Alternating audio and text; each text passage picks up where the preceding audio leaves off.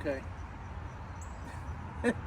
This car has been around this channel for far too long. I'll have to check the dates and tell you. You've seen the last video on it. Yes, it's still here. After we went through everything, it's still not running 100% right. It's still making some weird noises.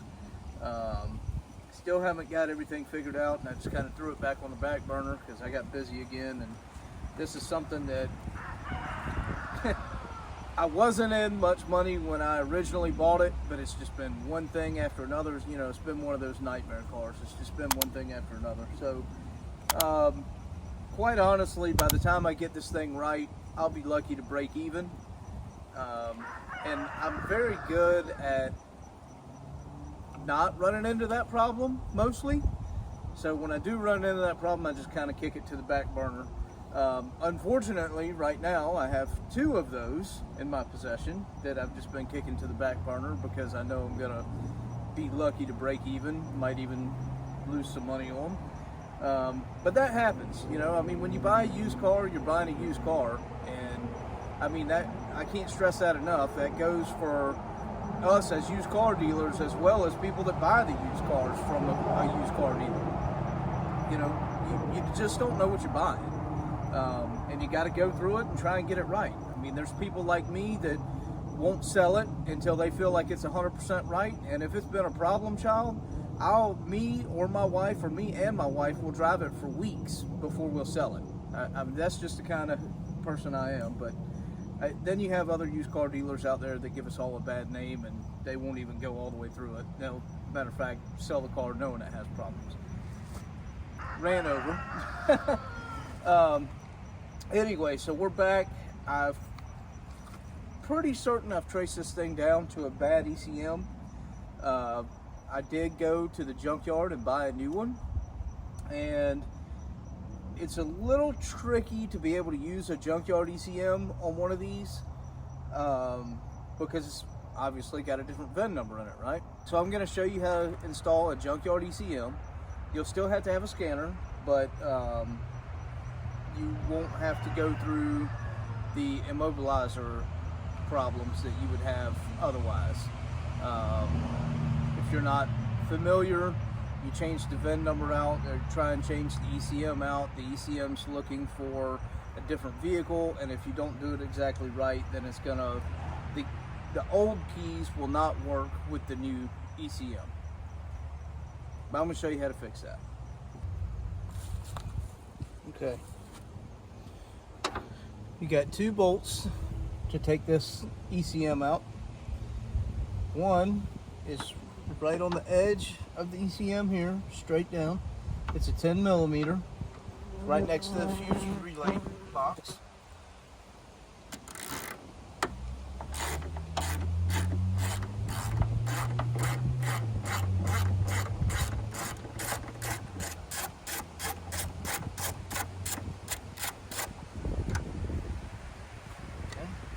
Then this one up here on the top that your air cleaner attaches to, it's an 8mm.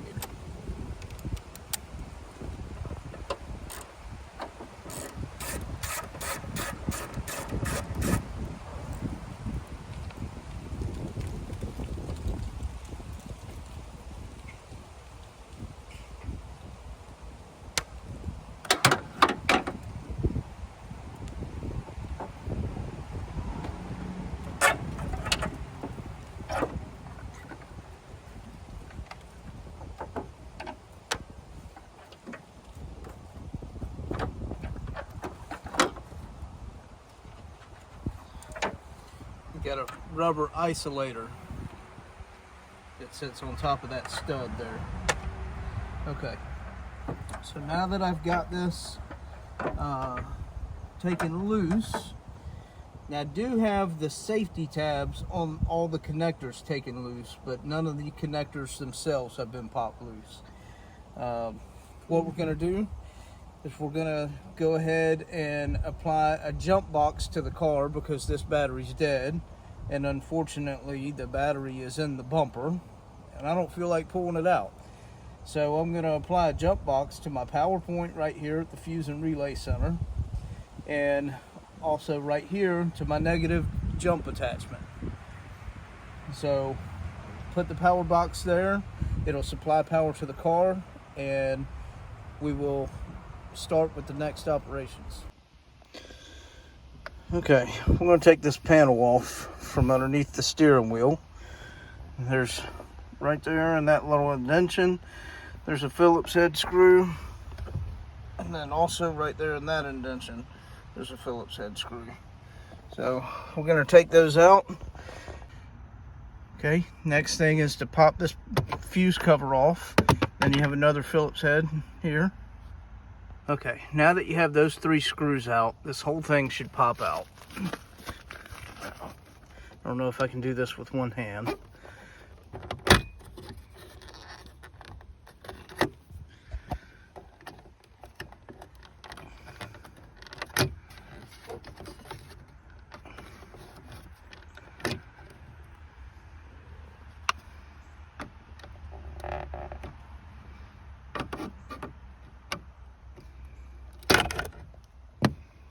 Okay, got that one popped off.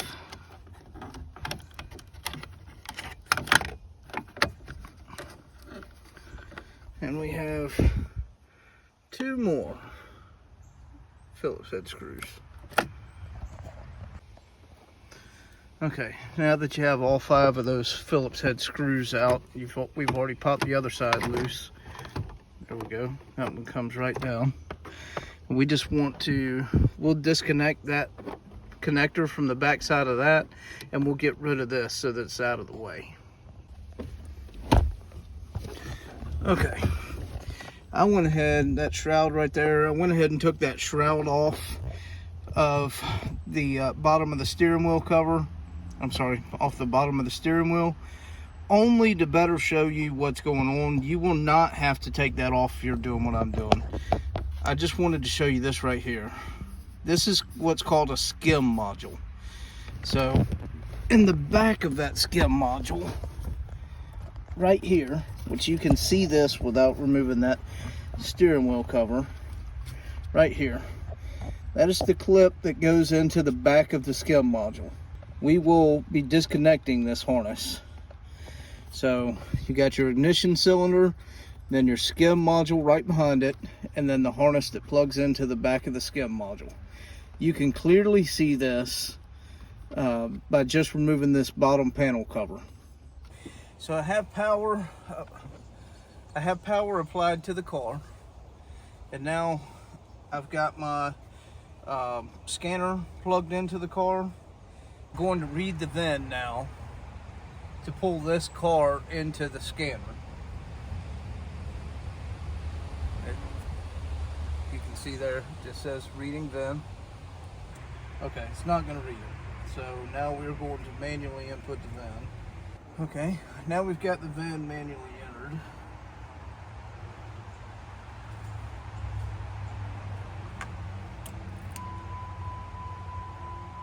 Okay, we're going into control unit. This is using an Autel scanner anyway. So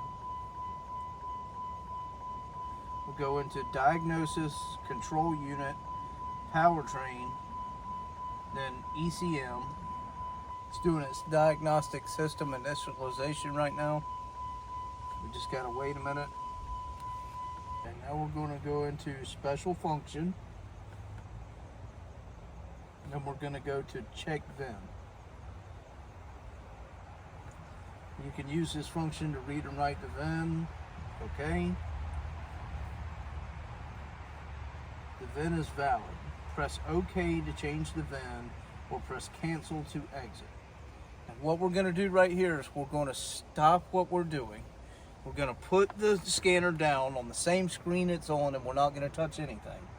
We're going to then turn the ignition off, and we are going to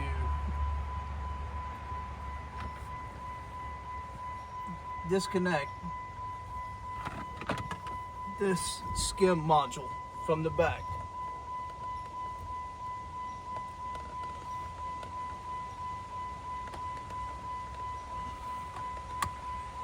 Okay.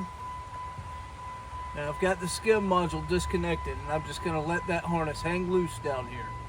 Now what I'm going to do next is I'm going to go up front and I'm going to change that PCM.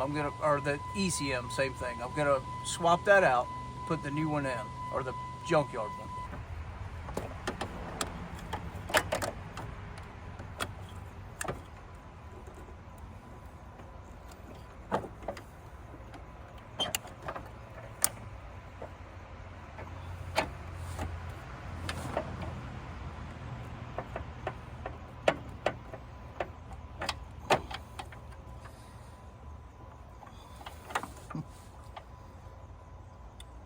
Sometimes these don't want to cooperate, and that's normal. All right, there we go. Back in with the new one.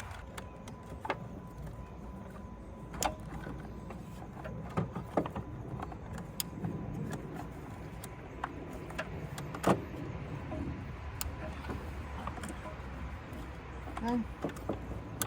Not going to bolt everything down yet. Okay, remember I turned the key off before I unplugged that module. So now, in order to link everything back up, now that we've unplugged that module and we've changed out the ECM, now I'm going to turn this key back on with that harness still disconnected. Okay, and now I'm going to go ahead and press OK. And what that's going to do is that's going to write my old VIN, the one that I previously pulled before I did the disconnection. It's going to write that into the new PCM, the new junkyard PCM. Let me check, make sure the VIN number is correct in here. It is, so I'm going to select it and hit OK. Okay, so after failing to program these about 5 times, I found out why. This module part number has to match.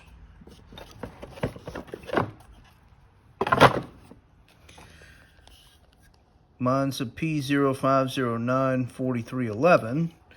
The one I got from the junkyard is a P05094677AA. They are not compatible. Now, I will say, when I went through the junkyard and I pulled this out, I knew this was a possibility.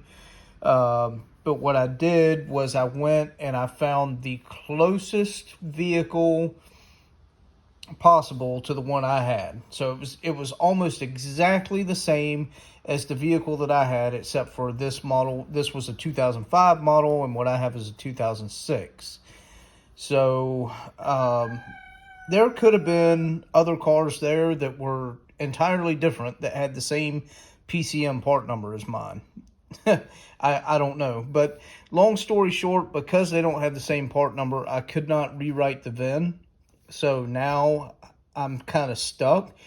I can take this back. I'm still within my 30-day time period. And I'll just get a credit for the junkyard, which I'll use.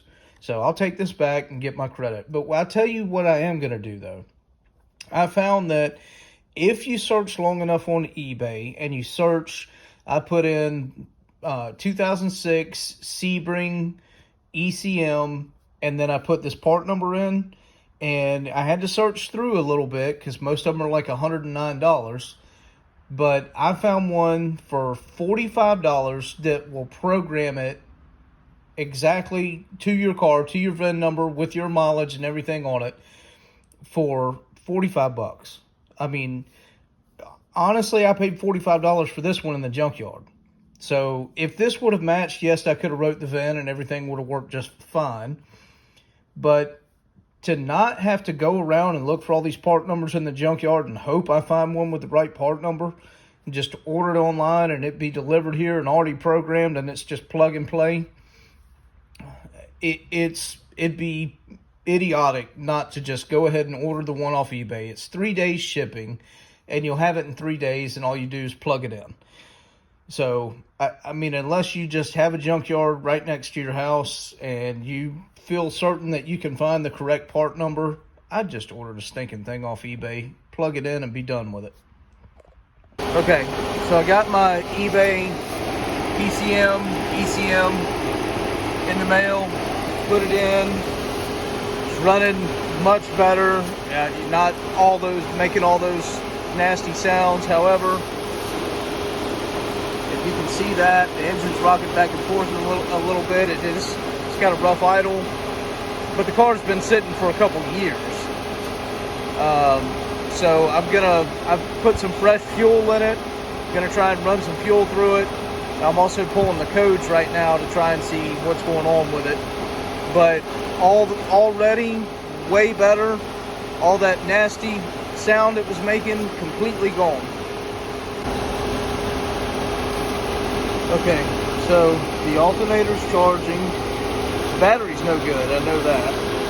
The only code I'm getting is for fuel injector number 5, which actually is pretty upsetting because along with, 75 million other things I replaced in this car, I bought flow matched fuel injectors for this thing. So I'm a little upset about that, but I got to track it down. Could be in the wiring, doesn't necessarily mean it's the injector. Got to find out what's going on with that, but other than that, it's running pretty good. I mean, it's running rough, obviously, with the fuel injector problem, but compared to before, it's running pretty good.